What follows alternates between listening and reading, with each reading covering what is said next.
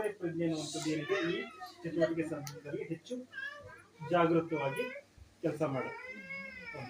ಎಲ್ಲೋ ಏನೋ ನೋಡಿರ್ತಾರೆ, ಇಲ್ಲಿ ಇದೊಂದು ರೀತಿ ಆಕ್ಟಿವಿಟಿ. ಇನ್ನು ಬೇರೆ ಬೇರೆ ತರದ ಆಕ್ಟಿವಿಟಿ ಕೊಡ್ತಾರೆ. ಕೆಲವು ದಿನ ಖಾಲಿ ಹಾಳೆ ಕೊಡ್ತಾರೆ, ನಿಮ್ಗೆ ಇಷ್ಟವಾದ ಚಿತ್ರ ಬಿಡಿಸಿ ಅಂತ ಹೇಳ್ತಾರೆ. ಅಲ್ವಾ? ಯಾರ ಟೀಚರ್? ಹೌದಾ? ಒಂದು ಖಾಲಿ ಪೇಪರ್ ಕೊಟ್ಬಿಟ್ಟು ಅದ್ರ ಮೇಲೆ ನಿಮ್ಗೆ ಇಷ್ಟವಾದ ಚಿತ್ರ ಬಿಡಿಸಿ ಅಂತೇಳಿ ಅದನ್ನು ಒಂದು ದಿವಸ ಮಾಡಿಸ್ತೀವಿ. ಅಥವಾ ನಿಮ್ದು ವಾರ ವಿಷಯ ಏನಾಗುತ್ತಂದ್ರೆ ಅದ್ರ ಮೇಲೆ ಚಿತ್ರ ಬಿಡಿಸ್ಕೊಟ್ಟು, ಉದಾಹರಣೆ ಕಾಡು ಪ್ರಾಣಿಗಳಿರ್ತಂದ್ರೆ ಕಾಡು ಪ್ರಾಣಿ ಕೊಡ್ತೀರಿ, ಅದ್ರ ಮೇಲೆ ಮಕ್ಕಳುಗಳು ಬಣ್ಣ ತುಂಬಿ ಅಂತ ಹೇಳ್ತೀವಿ.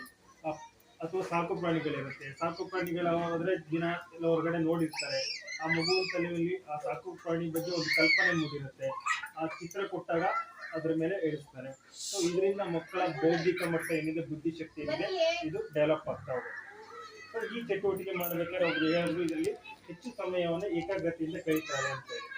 ಅದ್ರ ಜೊತೆಗೆ ಈ ರೀತಿ ಚಟುವಟಿಕೆ ಮಾಡೋದ್ರಿಂದ ಮಗುವಿನ ದೇಹದ 3 ಅಂಗಗಳು ಏಕಕಾಲಕ್ಕೆ ಕೆಲಸ ಮಾಡುತ್ತೆ.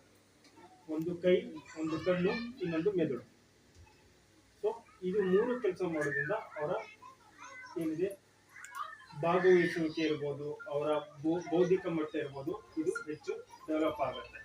ಇನ್ನೊಂದು ಕೈಗಳನ್ನ ಸರಿಯಾಗಿ ಉಪಯೋಗ ಮಾಡ್ತಾರೆ, ಅಂದ್ರೆ ಈ ಸಣ್ಣ ಸ್ನಾಯುಗಳು ಅಂತೇಳಿ ಇರುತ್ತೆ.